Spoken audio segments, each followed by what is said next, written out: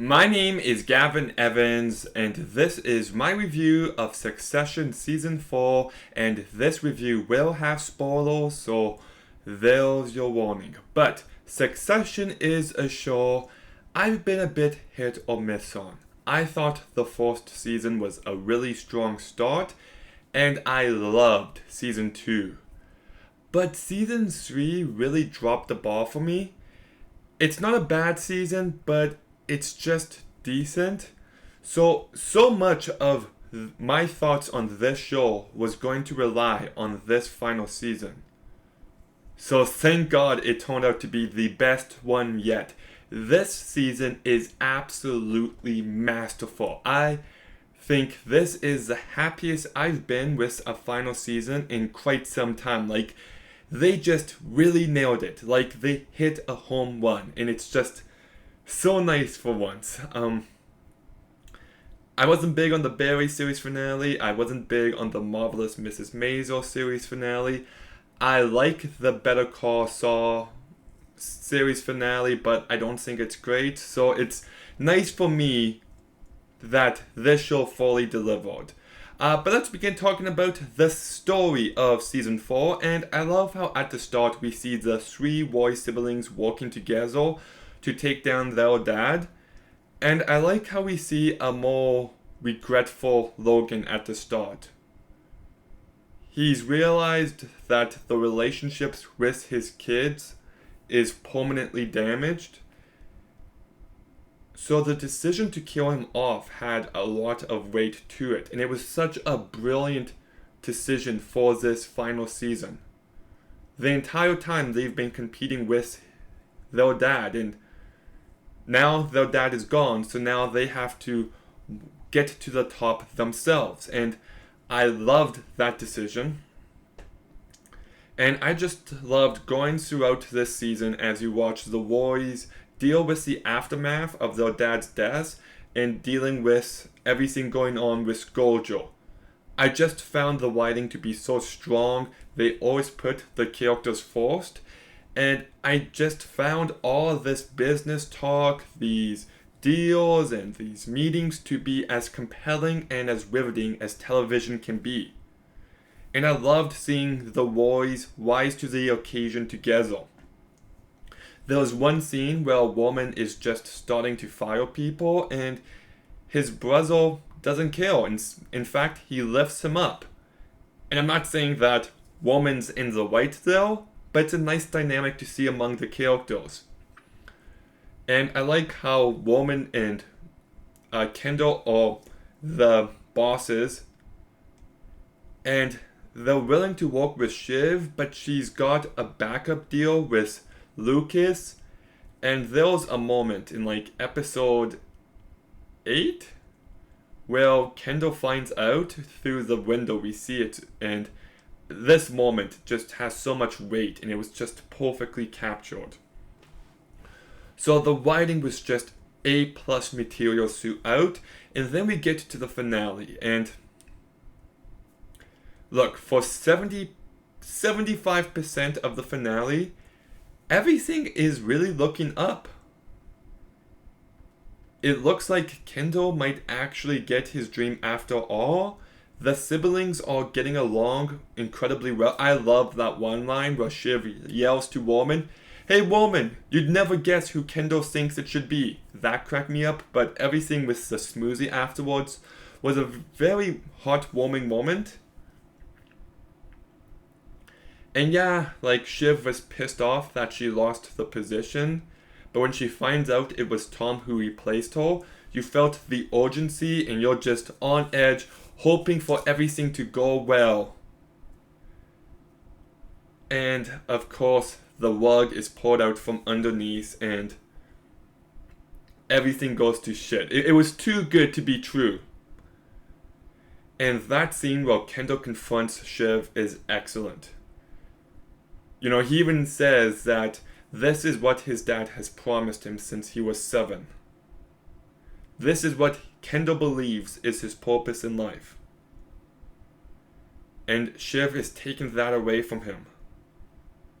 And she does mention the incident at the end of season 1, but I don't think that had anything to do with her decision. I just think she couldn't stand to see Kendall be on top. She knows he's a right choice, but this family has been competing with each other for as long as they've been alive. And she just won't let it happen. She can either be with Tom or Tom or Kendall can be her enemy, and she chose that she would rather have Kendall as her enemy. And I do love the fact that Shiv actually brings up the incident from season 1 though, because it just shows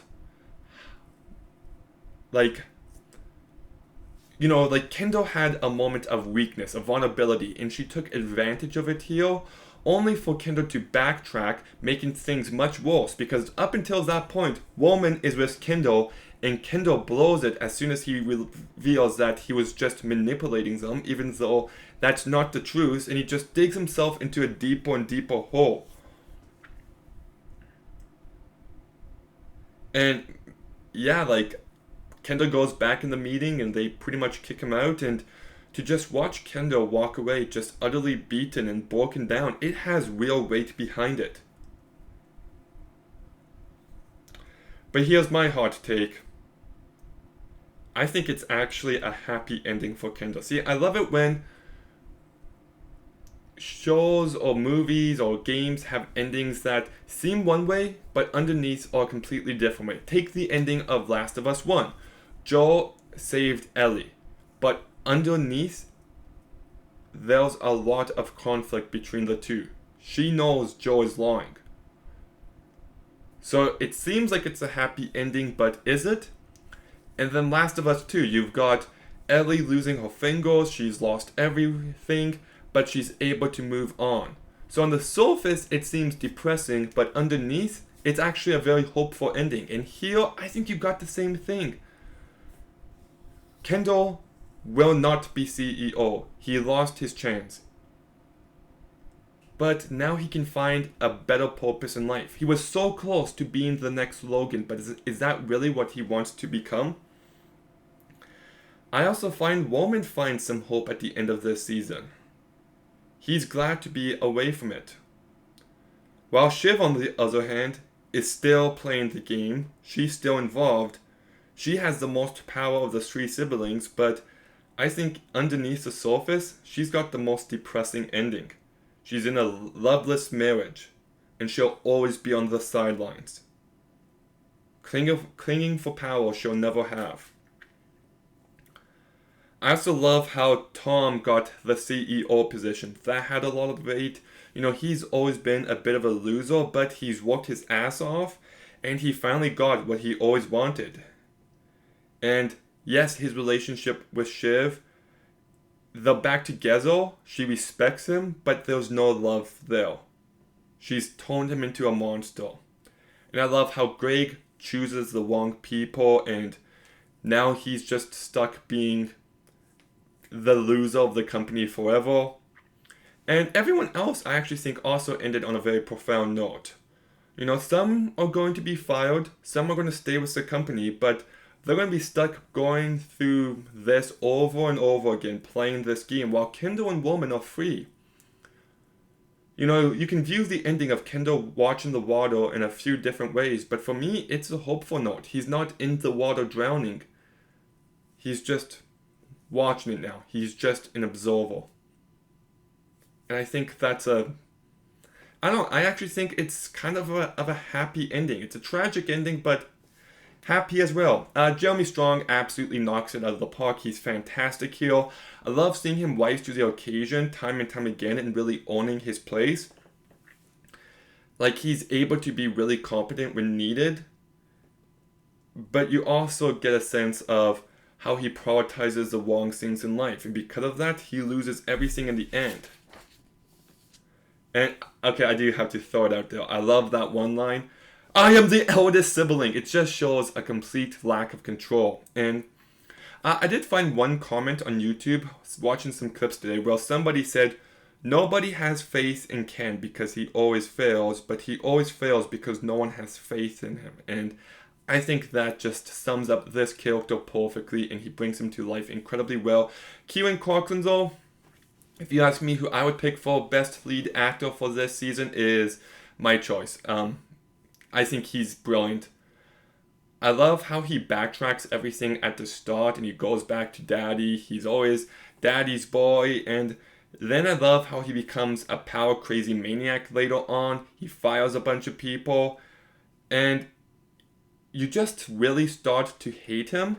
But then in the next episode, he breaks down at a funeral and you actually feel bad for him. He just showcases a wide emotional range to perfection.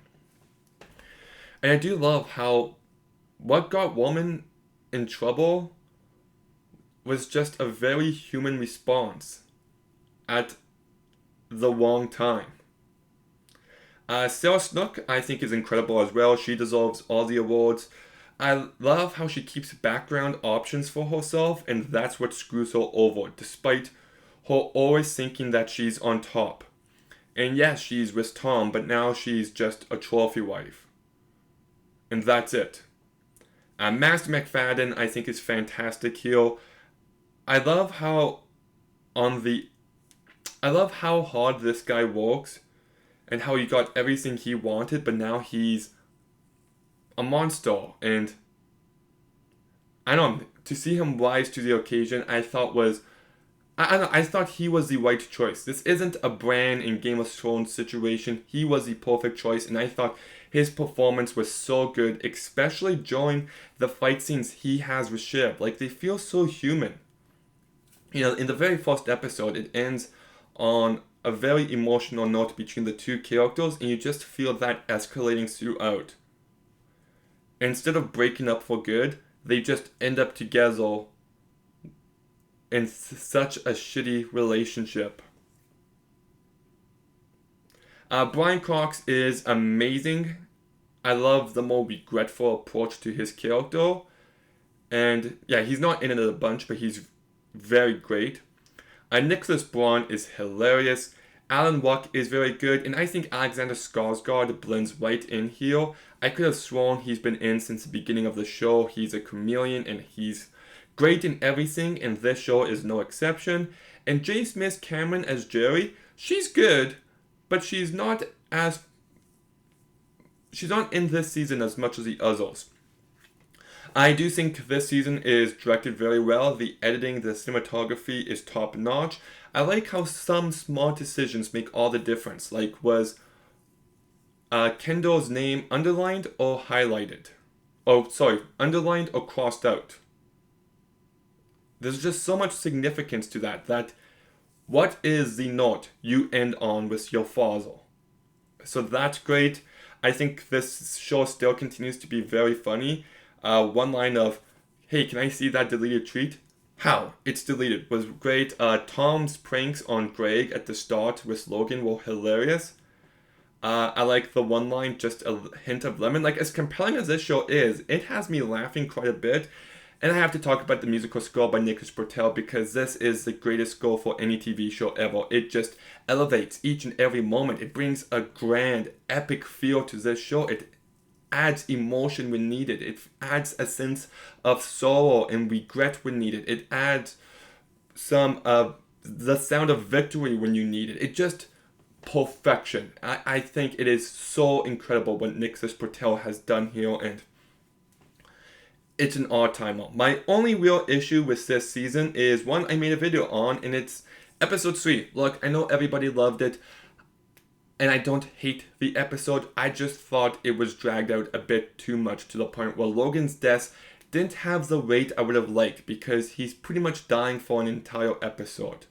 Still like the episode, I just think that it's the weak point of this season, which I know you guys don't agree with, but I don't care. This is my opinion. But Succession Season 4 I thought was just masterful. It was such an infuriating, exhausting end, and I wouldn't have it any other way. It is a perfect end to these characters, and as depressing as it kind of is on its surface, I do think there's a bit of hope underneath. With the exception of Shiv, I think she's in a worse situation than ever. It's just such a perfect ending. The script is top notch throughout, it's compelling, it's riveting, the music is great, the performances are all A+. I thought this season was masterful, so I'll give Succession Season 4 an 8.5 out of 10. Okay, have you seen Succession Season 4? What did you think? Let me know in the comments down below. Make sure you like, comment, subscribe. Stay tuned for more videos soon. And Gavin